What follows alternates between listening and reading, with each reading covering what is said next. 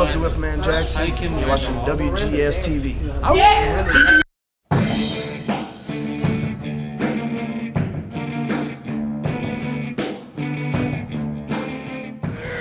Hello everybody, welcome to another installment of WGS-TV right here on youtube.com/WrestleGamer and ZFXTV.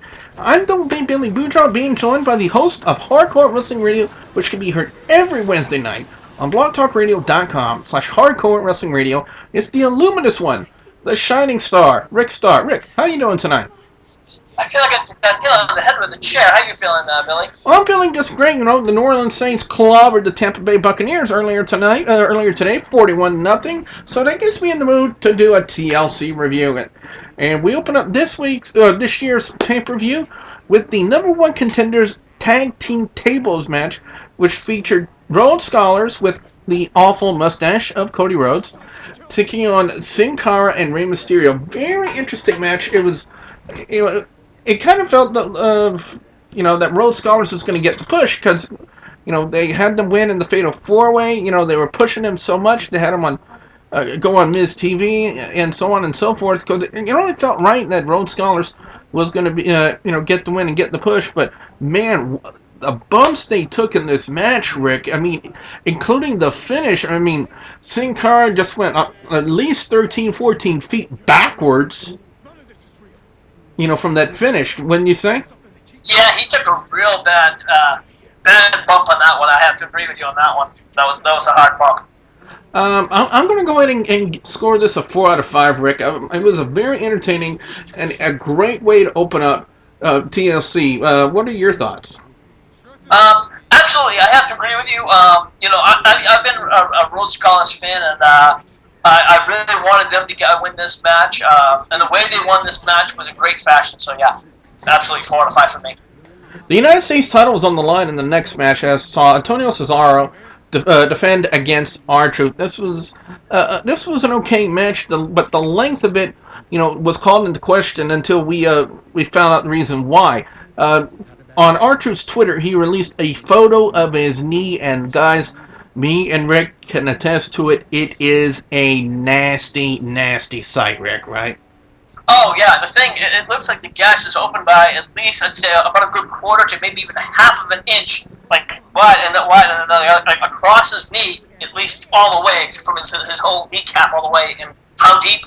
It looks like it might hit all the way to his kneecap. And, stitches, you can't stitch that up. It's going to require surgery to fix that injury. Yeah.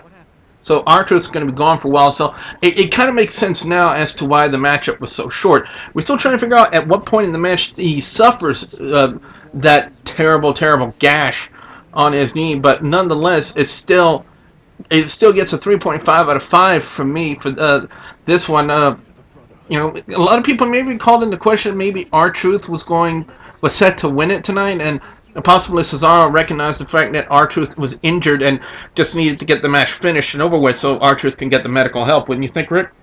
Yeah, I think that's what it was. I think they just, the ref probably said, hey, look, end it. Because usually when he does it, he usually does that European uppercut, then he kind of does the slow neutralizing. He's a little, he, does it a lot slower. He picked him up and did it real fast, rolled him out 1, 2, 3. And, yeah. So that's got to be Cesaro recognizing the fact that R-Truth was injured and wanted to get the match over. Next segment, we got Miz TV, a live Miz TV, and he brings out the 3MB. I don't know why, but we'll find out soon enough because we got Shocker #1 of the night. But 3MB says they're going to be doing a single tomorrow night for the Slammies. Really? We heard a demo of their first song, and Rick, if that's what the demo is like, I'm going to get a set of earmuffs and kind of put them over my ears when 3MB starts to sing. Well, I think the Miz said it already. Already goes, well, you already gave us the piss breaks, Yeah, exactly. Miz was hilarious, and then 3MB for some reason turned their attention to the Spanish announcers at ringside and start taunting them, thinking that the Spanish announcers were making fun of them. That prompts Ricardo Rodriguez, of all people, to come out and kind of stand up for the Spanish announcers. then the 3MB turned their aggression to Ricardo Rodriguez. Next thing you know, the crowd is erupting. We're thinking a big-time face is coming out, and lo and behold, Alberto Del Rio comes to the aid of Ricardo Rodriguez, begins attacking the 3MB. Rick, essentially, this is a face turn for Del Rio, wouldn't you say? Absolutely. And Alberto Del Rio has been one of the biggest heels for the past, since he's walked through the doors through the WWE, and he's been one of the most vicious heels. And I really did not see him becoming a face at all. I saw him just sticking up, being a full heel through the whole time. I thought he was going to be like the Roddy Piper, or the guy who just never turned over, through many years. For him to make that turn, that says something. What do you think? Well, the crowd reaction was the first thing that got me. Wouldn't you say? I mean, the crowd reacted so positively for Del Rio's run, and a lot of people may have been expecting, or wanting possibly a face turn for Del Rio. Wouldn't you think?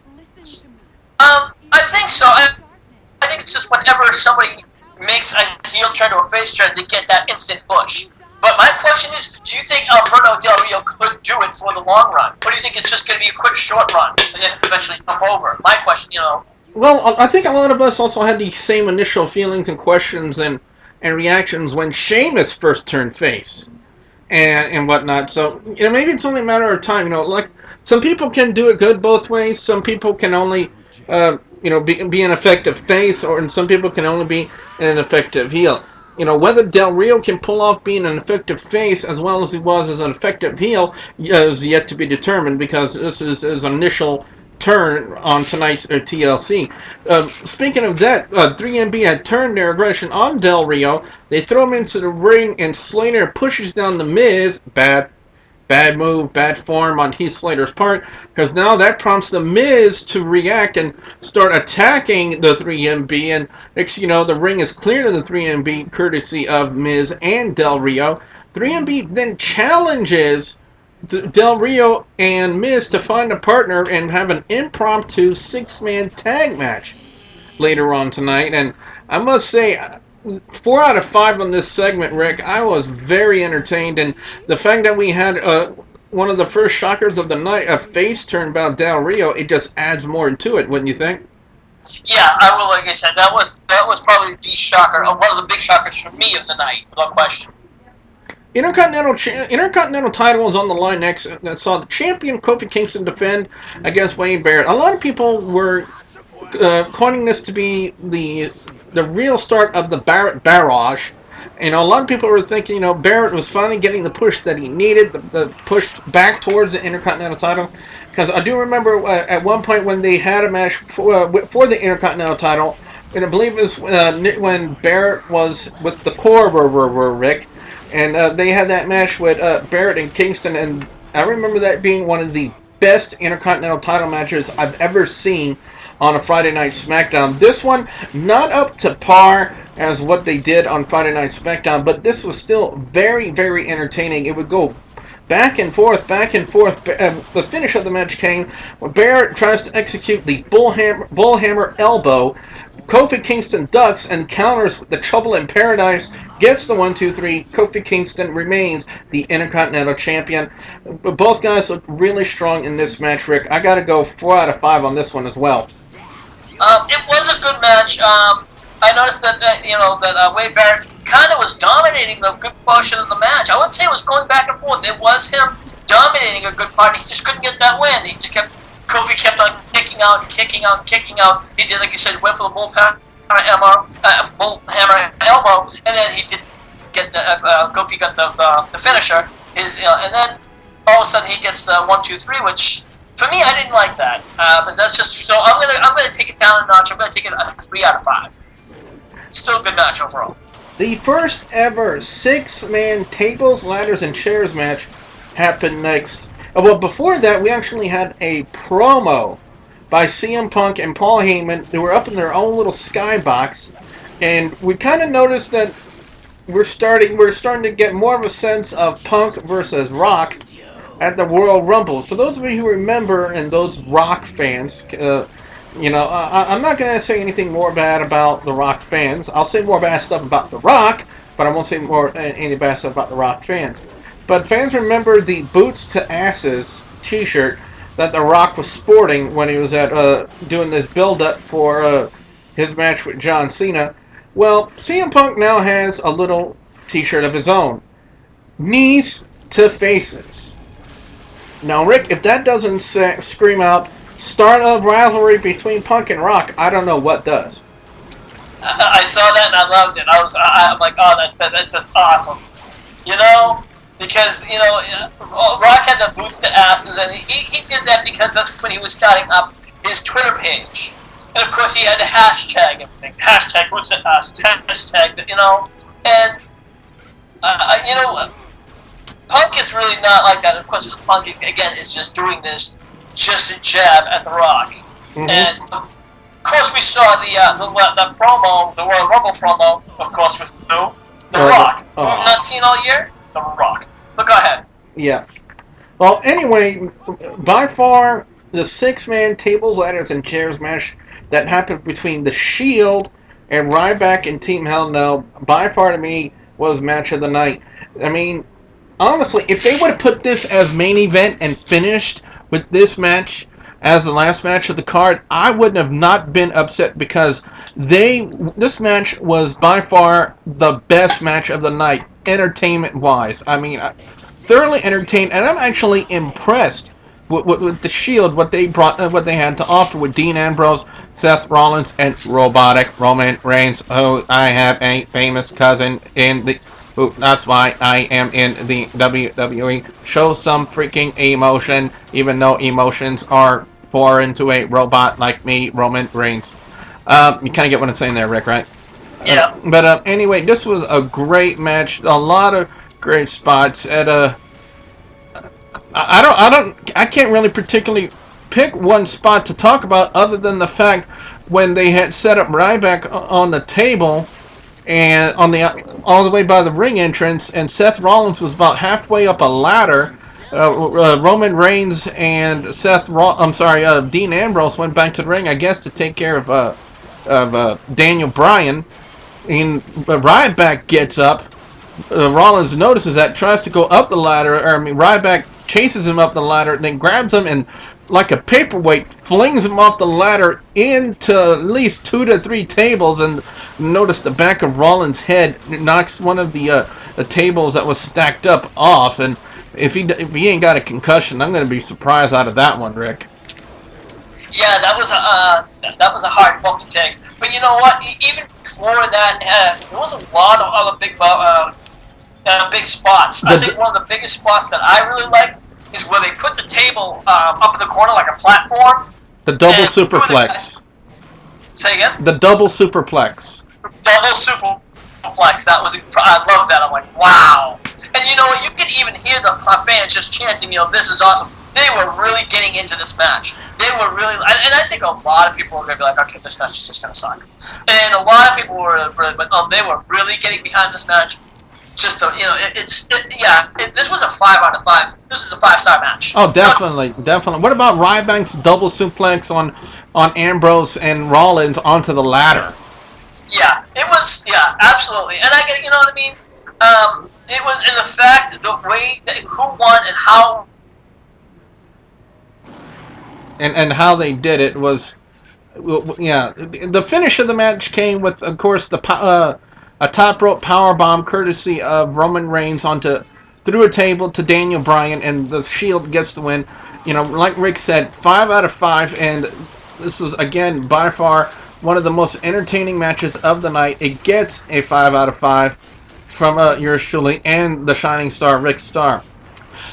Next matchup following was the Divas Championship. Earlier in the night, we had for the pre-show, we had the Little Santa's Helper Battle Royal, Divas Battle Royal, to determine the new #1 contenders. And lo and behold, the Funkadactyls, Naomi, wins that because of the interference by Eve Torres on Caitlyn, which caused Caitlyn to be eliminated from the Battle Royal. So now we got Eve Torres and Naomi, a guaranteed piss break it weren't for the fact that they were hot. But man, oh man, I was just kind of cringing, Rick, at some of the things that they were doing because they were just doing it so horribly wrong. Yeah. You know, you can even tell because, you know, as Cartman would say, the crowd just gave zero fucks about this match, and honestly, I have to feel the same way about it. Yeah, I agree. I'm sorry, but you know what? We go from a 5-star match to like a 1-star match. Exactly. You know? Exactly. I mean, you know, I honestly believe that this was possibly just a filler match for the WWE, so that way they can have time to clear out the debris, possibly, you know, all the tables, you know, get everything reset up and everything like that. That's what like I said. I think what they do sometimes with the WWE in other wrestling matches, sometimes it's like a tempo thing. You know, it's like, okay, you had a high boom, boom, boom, boom, high octane match. It's okay. Let's slow the tempo down, give people chill things to chill out. You know what I mean? What do you think?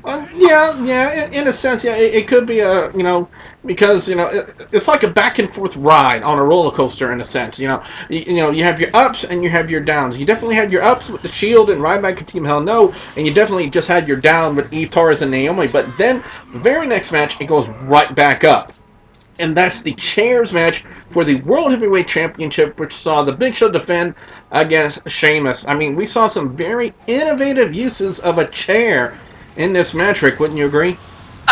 You know what? I'm gonna be honest with you. I'm gonna disagree with you on, but I'm gonna let you do your review, and I'm gonna give you a couple of my thoughts, because this seemed to be just another Big Show Sheamus match after the past few matches. But go ahead. Well, you know, yes and no. But you would have to say, even though it felt just like another Big Show Sheamus match, those matches don't disappoint. The first 2 matches were great, and this last match, yes, there were some great spots. What about that big ass chair that Big Show brought out? Yeah, like I said, that was impressive. I saw that, like, okay, all right, it was a Big Show chair, and I thought that was very cool. But it just, you know, it had the feel. I said that, you know, I had this complaint when they announced a chair match, and I'm like, why? I wanted to see something different. I wanted them to think outside the box, because I knew that it would be a disappointing match, and I'm sorry, I still feel that this match was just disappointing to me. It's good spots, but I really wanted them to think. I wanted to raise the bar. They really didn't raise the bar that much. They only raised it from, let's say the last match was a 2.5. They only raised it to a 2.6 in my book. I gotta disagree. I gotta disagree, because I was thoroughly entertained in this match. I saw a lot of good spots. You know, like I said, even though it's another Big Show and Sheamus match, it doesn't disappoint. And when it doesn't disappoint, you know, I got to go 4 out of 5, because I was highly entertained. It was a great World Heavyweight Championship match from when I saw Big Show and Sheamus. And the fact that they brought in, I'd like to know how heavy that chair was, because, you know, for Big Show to carry it like it's nothing, you know, it's got to be a heavy-ass chair, because it was humongous. I kind of talked to the other guys on Skype, and I told them, man, it's a chair on steroids. That's how freaking huge it was. I mean, you guys would have to look at TLC and actually watch it to see how huge that chair was. It was humongous. It's like what Rick said. It was a Big Show chair. Yeah. But like I said, I'll give it a 3 out of 5. I mean, I'm not denying that, like I said, the match itself was good. And maybe I'm just still, you know, maybe I'm still stewing over the fact that it's just a chair match, because, like I told you, I wanted it to be a last man standing match. That's what I wanted. Yeah, but they gotta stay with the gimmick of the pay-per-view. The last man standing gimmick would be more along the lines for an Extreme Rules pay-per-view. It has no bearing and doesn't fit anywhere with the tables, ladders, and chairs pay-per-view. Yeah, but like I said, there's nothing. You can't hurt to think outside the box once in a while. Yeah, but they made it way too obvious in Survivor Series that it was going to lead into a chairs match. Yeah. I like I said, we knew that at the end. We knew that at the end of that match. I'm like, okay, chairs. You know, we didn't even have to guess, and that's World Wrestling, predictability. But yeah, if WWE would have went 31 chair shots on the Big Show and think, oh, last man standing, a lot of the fans, I think, honestly, would be insulted, because you do a setup for a chairs match. So blatantly obvious, like they did in Survivor Series. Sheamus 31 chair shots to Big Show. and then you go to another match gimmick, that's just plain insulting. It would make for a good match. Don't get me wrong. It would make for a good match between Show and Sheamus.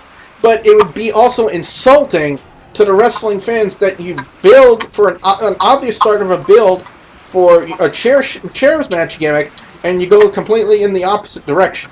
Oh no, I'm not disagreeing with you on that. I absolutely agree that you can't build for one thing and then do something else. I just wish they never built that to begin with. That's all I'm saying. I am not denying with you what you're saying 100%. I absolutely agree with what you're saying. So, next up, we had our impromptu six-man tag match, which saw the 3MB make their entrance first, and then we get Del Rio, who got quite the positive reaction, and man, that Lamborghini that he came out in, Rick. Very nice. Very nice.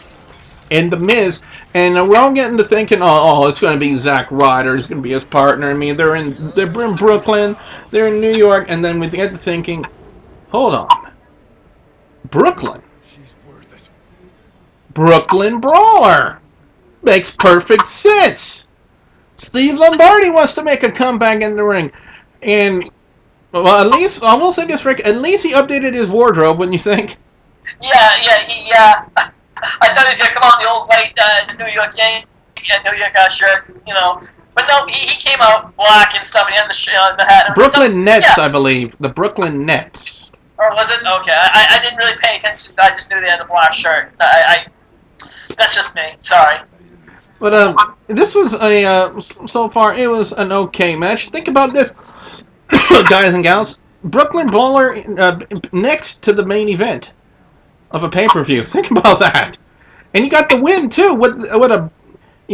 Del Rio took out one member of the 3MB. I think it was Drew McIntyre, and The Miz did the skull-crushing finale on Jinder Mahal, and Brooklyn Brawler gets tagged in. The crowd erupts, and the Brooklyn Brawler goes on to apply the, a lot of people call it Boston Crab, but tonight it was the Brooklyn Crab, and got Jinder Mahal to tap out. I think this is just like a huge pop for Brooklyn Brawler, a.k.a. Steve Lombardi, in this match. But entertainment value, Rick, gets a 4 out of 5 from me. Yeah, I think it was definitely just a fun thing. I think it was more just for the fans, entertainment-wise. It wasn't a technically sound match, but yeah, it was an entertainment thing. So I'll go with you on that one. Since there is no WWE Championship match, courtesy of the fact of CM Punk's injury, the Money in the Bank ladder match between Ziggler and Cena gets bumped up to main event. But like I already said earlier in the night, the main event could have stayed the six-man tables, ladders, and chairs match between The Shield, Ryback, and Team Hell No, and it would still have the same effect for me because it was indeed a 5 out of 5 match.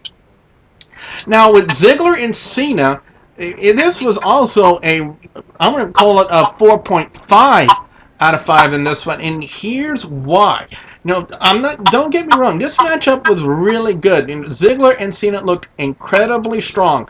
To me, the thing that drops it to, I'm only going to drop it to a half a point. And here's the particular reason why. Vicky Guerrero came out, she had a chair in her hand, and then AJ comes in and takes Vicky Guerrero out, and then, by far, Rick, I have to say, gave us the hottest 5-knuckle shuffle I have ever seen in my life. Yeah. Because, AJ looked pretty damn good in them blue jeans, I tell you that. And at that point, John Cena is setting up the ladder and starts to climb it, and AJ is parading around the ring, and I'm like, oh, God. AJ's going to turn on Cena. AJ's going to turn on Cena, and lo and behold, it happened. Yeah, now, I don't know. It's very hard to clarify if this is a heel turn for AJ or if this is just part of AJ's psycho character. It's a question. It's questionable. I thought that it was going to be something more along the lines where she was going to come out and then see, and costume the match in a different way, where she was going to try to run out and try to save AJ, try to save Cena, and Cena was going to be like, no, wait, you can't be here. And then, he clocks him from behind, and then, and while he's taking care of her, he runs up and gets the title, gets the belt. But I liked it the way that ended that way, but still very predictable, very obvious. Yeah, think back to what AJ did to Daniel Bryan and CM Punk earlier in the year when she was the guest referee. I think about that. Yeah, and she pushed them both through a table. It was before the match, but she pushed both Daniel Bryan and CM Punk through a table. And at that point, she was also a love interest of a potential love interest, I should say, of both Punk and Bryan. And now we see the same result happening with Cena. One thing I want to say is, man, Ziggler was on the ladder. I gotta talk about this spot. Ziggler was on the ladder. Cena then folds it up a little bit and then picks the ladder up with Ziggler and nearly turns Ziggler and the ladder into a freaking lawn dart. Rick, I know they wouldn't have gone through with that spot, but how amazing is that? How strong is Cena to not only pick up Ziggler, but the ladder with Ziggler on it? That takes a humongous feat of strength. Yeah, it does. That's not a, you gotta, Ziggler's, Cena's strength is constantly, he shows us, each week that he can just do new shit, new spots. I mean, there's times where I still remember when he did the AA with the Big Show, and then Edge jumped up on top of the Big Show, and he AA'd Edge, and then the Big Show, and it's like, wow, I thought that was incredible. Each time, Cena continues to, show us new shit. That he's like, I'm not stopping there. I've got to do new spots. And you definitely saw one tonight. Dolph Ziggler retains his Money in the Bank briefcase in this match. Overall score for TLC this year, it gets a 4 out of 5 for me. I loved the tag team tables match. R-Truth suffered an injury in his United States title match, which definitely will require surgery to fix. So one wonders how long R-Truth will be out. Del Rio turning face tonight with Miz TV and 3MB. Wow, that was a shocker. The Intercontinental title match with Kingston and Wade Barrett was a good match. The tables, ladders, and chairs 6-man tag match, The Shield, Ryback, and Team Hell No. Again, I give my props to Seth Rollins for wanting to do that spot with Ryback, and very impressed with everybody in this match tonight. Eve Torres and Naomi. Again, crowd didn't give 0 fucks about it. I don't give 0 fucks about it.